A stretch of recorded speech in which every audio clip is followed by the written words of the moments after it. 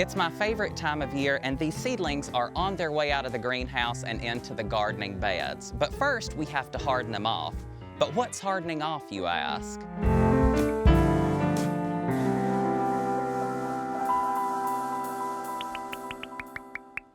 I'm Trace Barnett, and welcome to Garden Party. Today, we are going to be talking about seedlings and how to harden them off. But hardening off is the technique and process of acclimating these seedlings to the outside world, acclimating them to the sunlight, to the wind, to just nature itself. So these cayenne pepper plants have been growing since just the end of January, and they are just about perfect to put in the garden soil. But you can't just take seedlings out of the greenhouse and throw them into the soil because they are literally just going to be so shocked.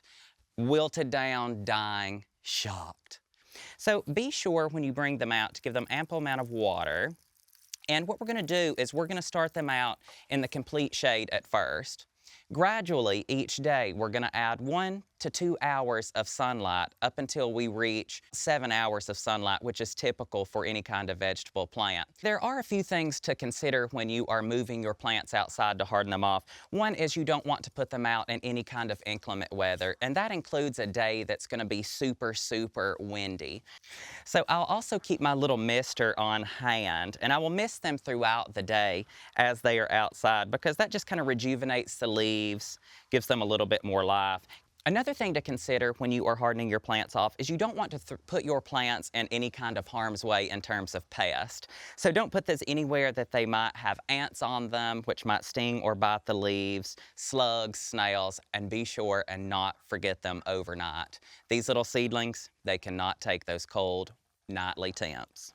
You're going to want to harden your seedlings off for 7 to 12 days. So just make sure to incorporate that into your gardening schedule so you have ample time to get them acclimated and ready to be tucked in and cozy in the garden beds. Let's put them in some dirt.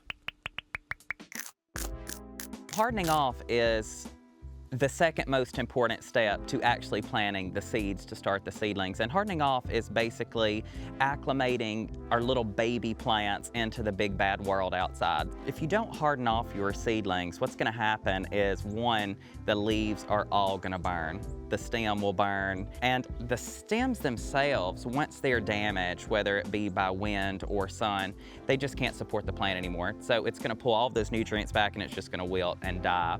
You know, another thing is strong winds can be just as hard on seedlings as the sun. Pests also are the other thing when you're hardening off, and after you plant them you have to look for. Just make sure they're not eaten up in a night's time like some of my peppers were last year.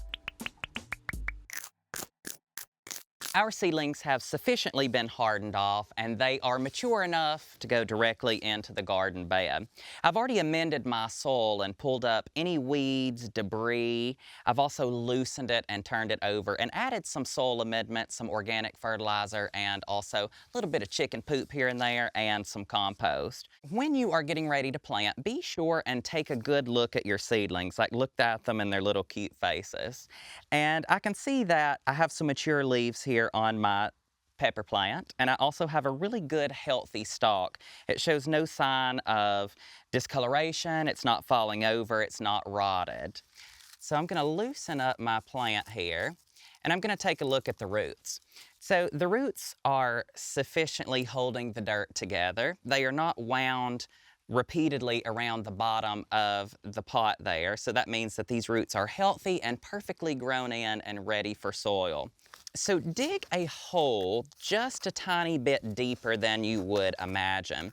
Now for a pepper plant, you just want a hole big enough just to come right there to the crown of the plant. I'm actually going to double that because I'm going to add a little bit of good old chicken dirt in there. Add any kind of fully rotted compost that you might have on hand, any kind of really rich soil, any kind of fertilizers. I'm just going to go right on in with my hands. Let's break it up there. I'm just going to kind of work that into the soil. Now, pepper plants are just like tomato plants, and both are really deep rooters. They like ample room to send those roots down, feed on a ton of moisture, and they're also calcium-loving plants as well.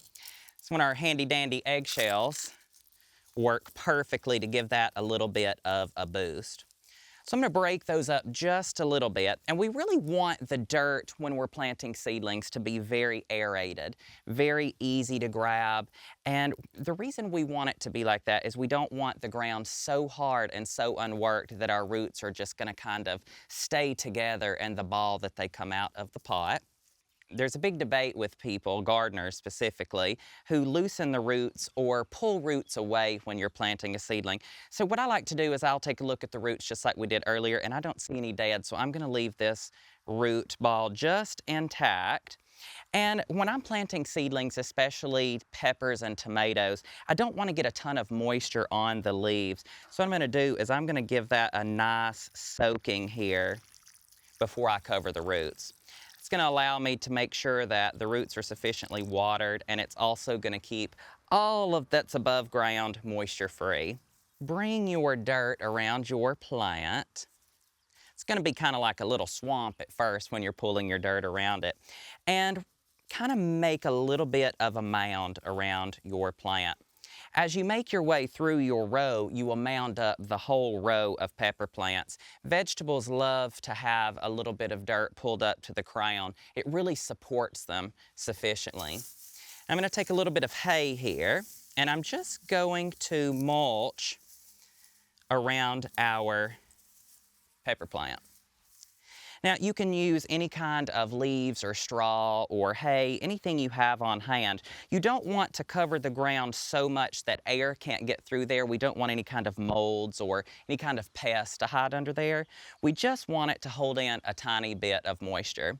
So now that our seeds are out in the garden, there's a couple different ways that you can trellis them and also protect them from the elements. One of my favorite methods is this little trash can from the dollar store. It works perfect to shield the plant from roaming chickens or any other kind of animals that you might have in your yard. I've taken it and just firmly pressed it into the ground, and then I've just pulled the dirt around the trash can. Another method is I love to save little pieces of debris from my garden as I clip them. And these are just grapevines. And I'm going to make a little bit of a support. I love free supports. I love free trellises, and this is one of the best. So I'm just going to take my grapevine. Our dirt is already damp, so it goes into the dirt really well. And I'm just going to take 3, and I'm going to run them, I don't even know what direction this is, in this direction. And then I'm going to do 3 more that are in the opposite direction. If that makes any sense. I'm sure all the kindergartners out there will catch it. And I'm just going to take our last support here and push that into the ground. What's great about these supports is if you're planting seedlings that tend to blow around in the wind, as they grow, this is going to be a great support because they can grow up through the support. It's also great for a lot of smaller vegetable seedlings because it keeps them kind of nice, compact, and close to the ground. It's also going to deter any pests, like there's not going to be any dogs or cats run through your bed on top of your plants. So last but not least, let's label our little cayenne pepper here because we don't want to forget. It's going to be super delicious later in the season. And after you get your seedlings all situated, be sure and keep a good eye on your seedlings and water them sufficiently, especially in times of drought or if you had not had any rainfall. They will tend to wilt, especially the first couple days that you've brought them out, just because of the wind, the sun. So keep an eye on them, keep them sufficiently moist, make sure there's no pest on them. I check mine a couple times a day. I've spent a lot of time growing these things, and I know you have too. So just keep a check on them. Keep an eye out. And don't plant before April 15th if you live in Alabama. If not, your backyard will look like a yard sale covered up in blankets and tarps. Be sure and click the link below for a full guide on hardening off plants and a few other tips and details that you might should know. And now's the time to get the rest of these in my row and ready to go. Everyone's hardened off, ready to go in the ground. So I'll see you about mid-August when we're having a little cayenne pepper off this.